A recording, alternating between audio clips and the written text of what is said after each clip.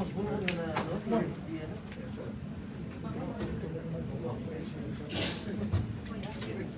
siapa dalam ruang tertutup pakai face mask Jangan buka face mask. Dalam ruang tertutup kena pakai face mask. Sudah mas. Adik. Kita tinggal mas dalam dewan. Ada.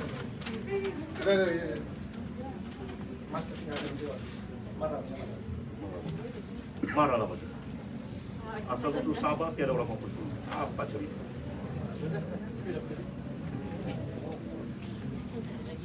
Sampai 3 kali merayu-rayu. Tidak dikasih.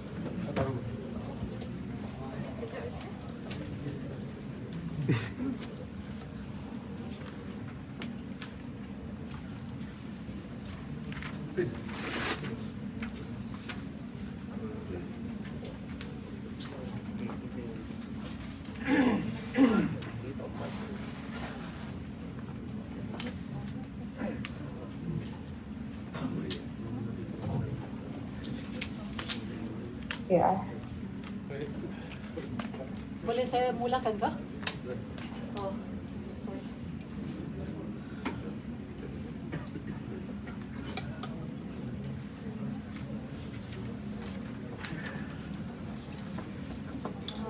Saya mulakan ya. Bismillahirrahmanirrahim. Assalamualaikum warahmatullahi wabarakatuh. Selamat tengah hari semua. Saya sebenarnya sangat kecewa. Saya sangat kecewa kerana buat kali ketiga speaker telah menolak usul saya yang saya bawa ke dalam dewan ini. 2 kali itu adalah pada Mac yang lalu, di mana kita minta supaya Dewan Rakyat ini membahaskan tentang keputusan final award Mahkamah Arbitrasi Spanyol pada waktu itu, tetapi ditolak. Saya selayaknya boleh cakap begini sekarang. Tengok apa jadi. Apa yang saya mahu sebenarnya adalah pendirian negara. Ketegasan negara untuk kita lawan, fight perkara ini, tuntutan ini sehabis-habis. Jadi untuk kali ini saya bawa lagi tetapi di reject lagi. Sebab itu saya tanya di dalam dewan tadi, mungkin sampai to what extent barangkali Dewan allow untuk kita bahaskan. Tidak cukup lagi kah aset Petronas ini dirampas? Dan sekarang kita mau tunggu apa lagi yang hilang? Baru kita mau bertindak. Saya minta supaya kerajaan terima usul saya. Tadi speaker mungkin bagi bayanganlah supaya kita boleh bawa semula isu ini di bawah peraturan 43. Tapi saya harap kali ini speaker tolong terima. Sebab ini soal kedaulatan negara, bukan soal hutan, bukan soalan lain. Ini soal kedaulatan negara. Tuan-tuan dan puan-puan, saya sebenarnya banyak persoalan yang saya ingin tanya kepada kerajaan. Ya, mungkin antaranya adalah mengapa baru-baru ini saja, kalau tidak silap saya 12 Julai, dan only kerajaan menghantar stay of execution setelah beberapa bulan Mahkamah Arbitrasi mengeluarkan keputusan. Keputusan Mahkamah Arbitrasi keluar pada 28 Februari. Tetapi saya nampak tindakan kerajaan ini macam sambil lewalah, cuai. Dia tidak menyegerakan tindakan yang sepatutnya. Kadang-kadang saya sebagai orang Sabah, saya merasa apa? Seolah-olah Sabah ni macam kena kasih gadai, macam kena kasih tempat sewa-sewa saja. Daripada Filipin bagi dengan Sulu kah, bagi dengan Malaysia. That is what I feel, Jadi pada saya ini soal kedaulatan negara sudah sampai ke tahap aset Petronas ini dirampas. What's next? Saya mau tanya government, what's next? Sampai bila kita mau tunggu tindakan seterusnya, baru kita mau mau bertindak secara segera. Dalam dewan ini apa yang saya inginkan, apa yang saya jangka, kita mau keputusan dan ketegasan kerajaan Malaysia. Malaysia ini kita yang punya, bukannya kamu 2-3 orang saja.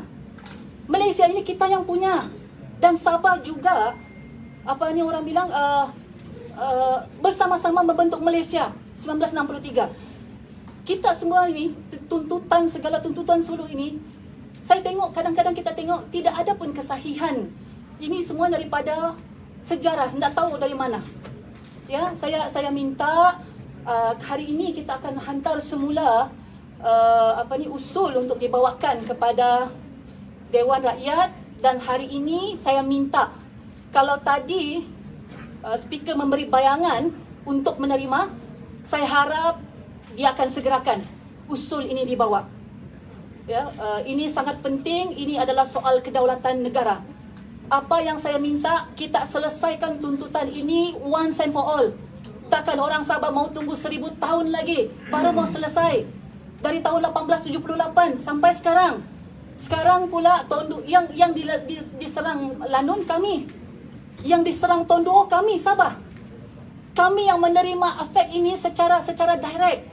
Jadi saya minta kerajaan Malaysia, kerajaan Persekutuan Malaysia untuk mengambil tindakan yang tegas.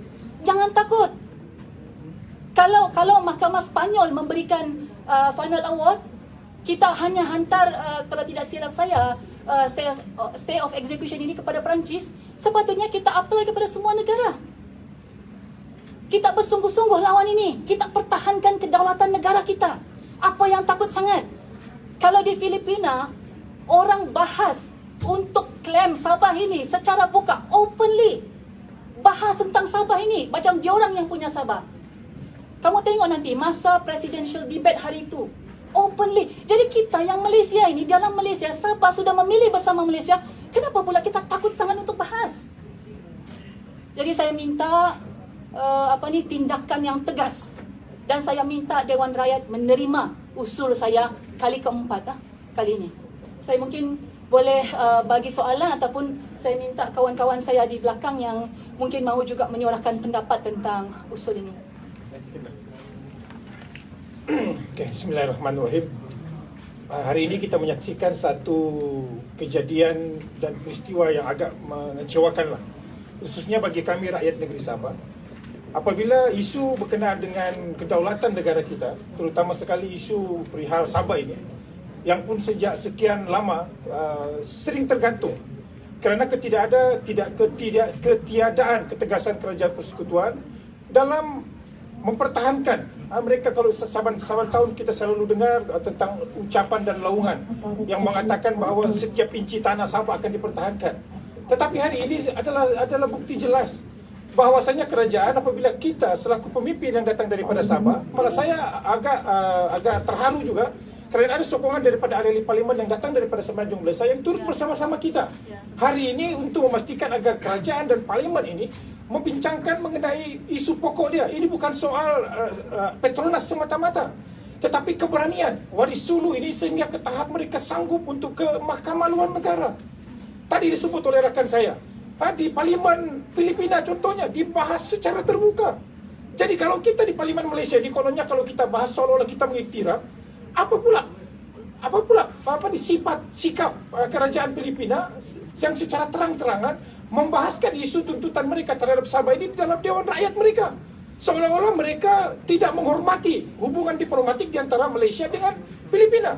Jadi kalau mereka boleh berani membahaskan isu ini di Dewan terbuka, apa sebab kita pula di Malaysia ini, walhal dari segi sejarah dan perundangan dia, setelah kita merdeka membentuk Malaysia, apa sebab Parlimen Malaysia takut untuk membicarakan dan membahaskan isu ini?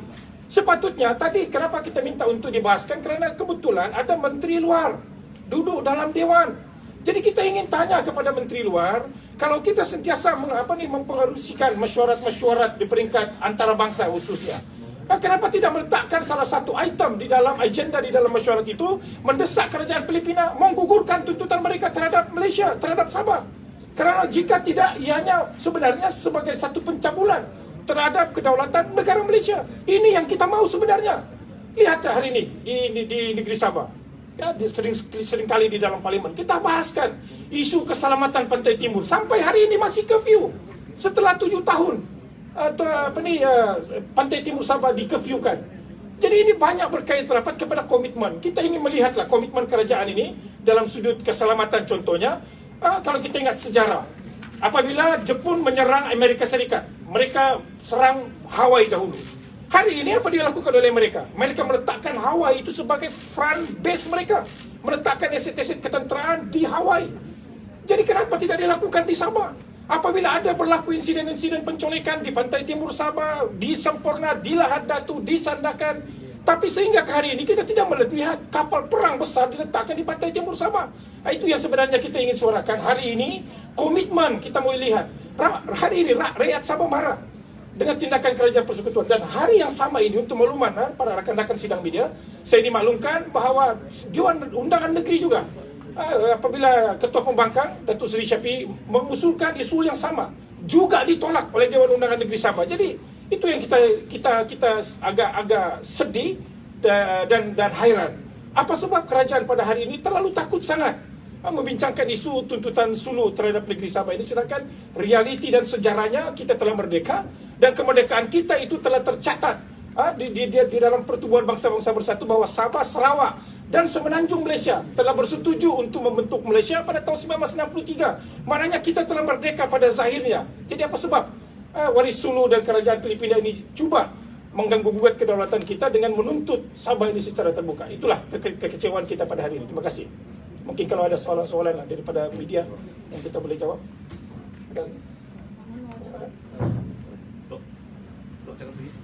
Orang Labuan. Labuan yang dulunya Sabah juga.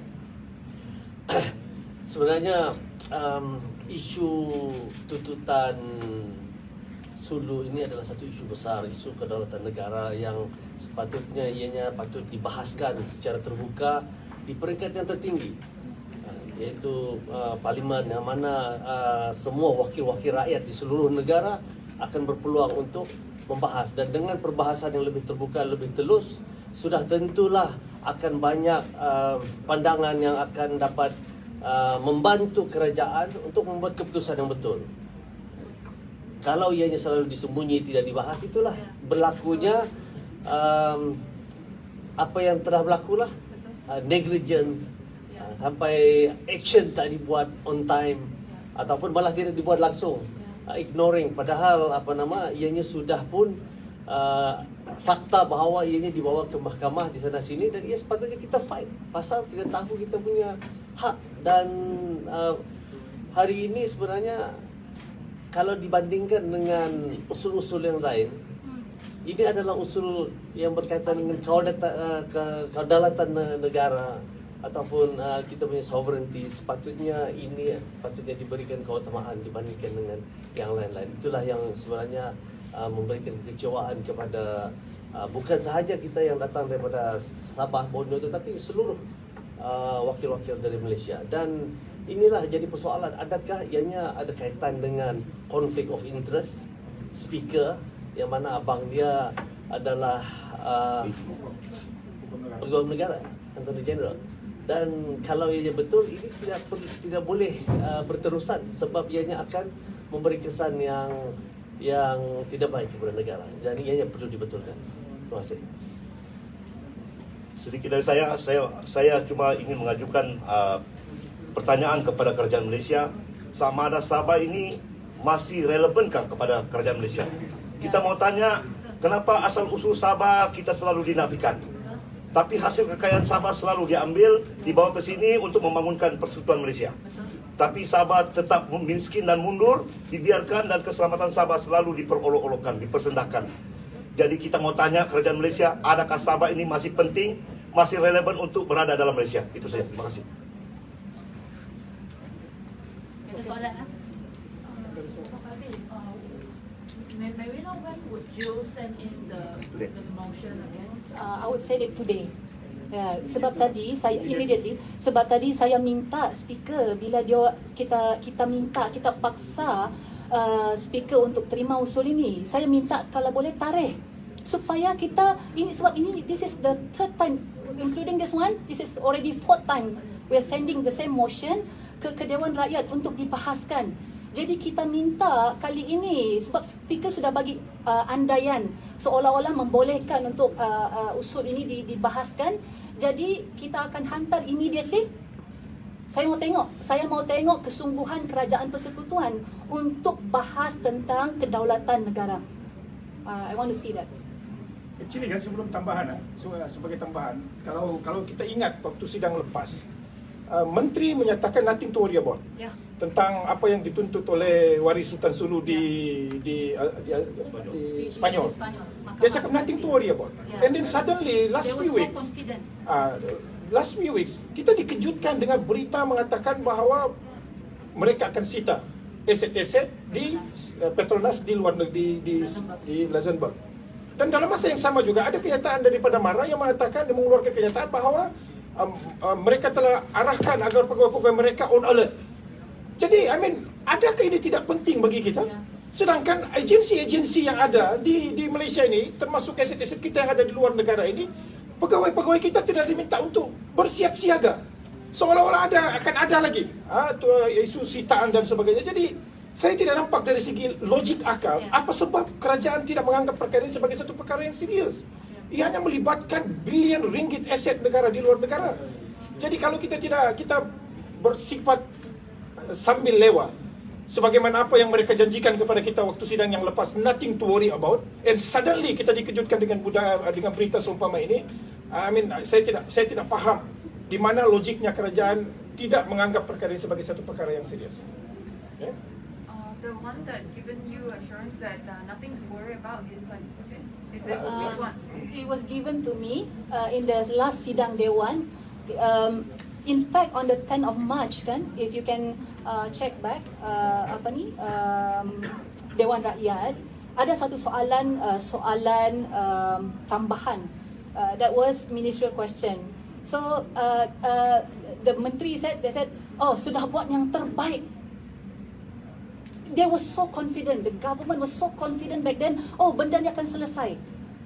What happened now? What happened now? Sekarang ini aset Petronas dirampas. We do not know di masa-masa akan datang apa lagi yang akan terjadi selepas ini. Kita mungkin akan diserang. Kita tidak tahu. Kadang-kadang we have that habit, to underestimate our neighbors. Kita pandang rendah kepada kita punya neighbor, baik kita punya musuh.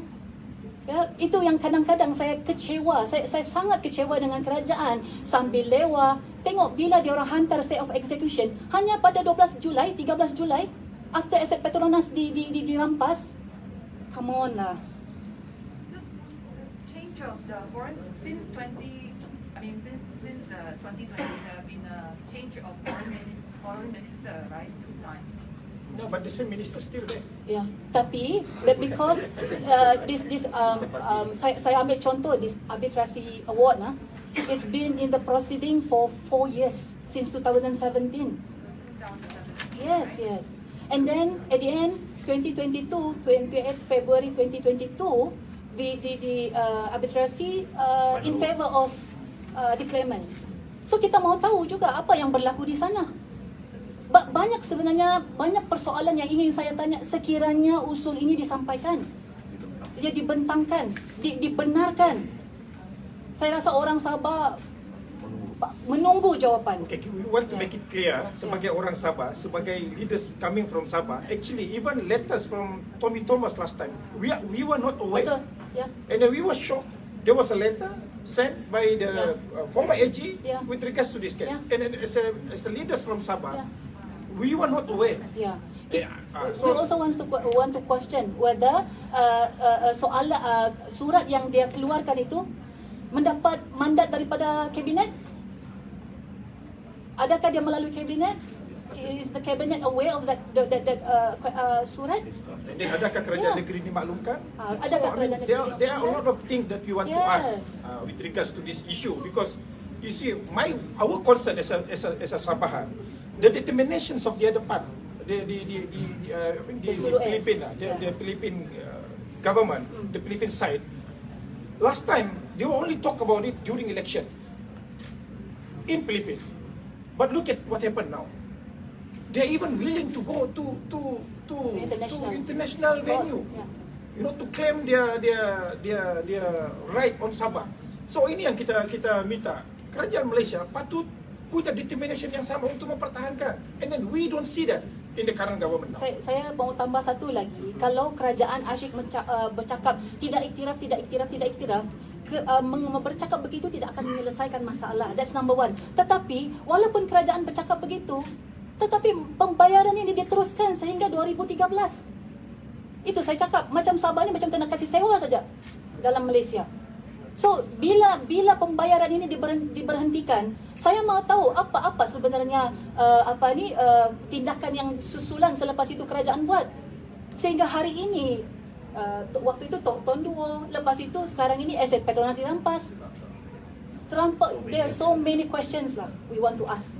And then again, sebagai rekod juga, as a Sabahan leaders, saya tidak tahu kawan-kawan saya yang lain lah. But yearly payment ni, made even during BN time, kami tidak aware.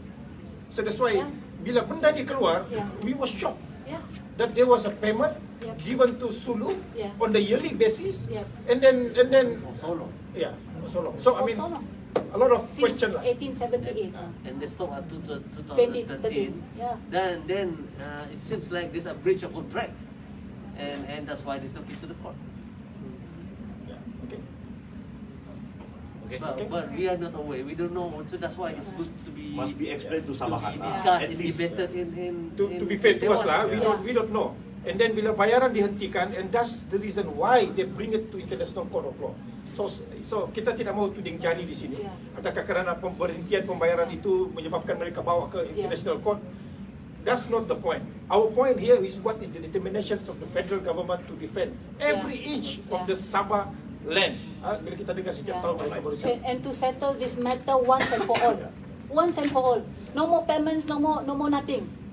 And then now election is just around the corner. Just so happen it's just around the corner. Dan isu ini setiap kali pilihan raya akan ada. So I mean, I don't know lah. It just so happen dekat dengan pilihan raya again keluar lagi isu sunan. Ataupun ada agenda. So what's the agenda here? Okay, thank you very much. Thank you.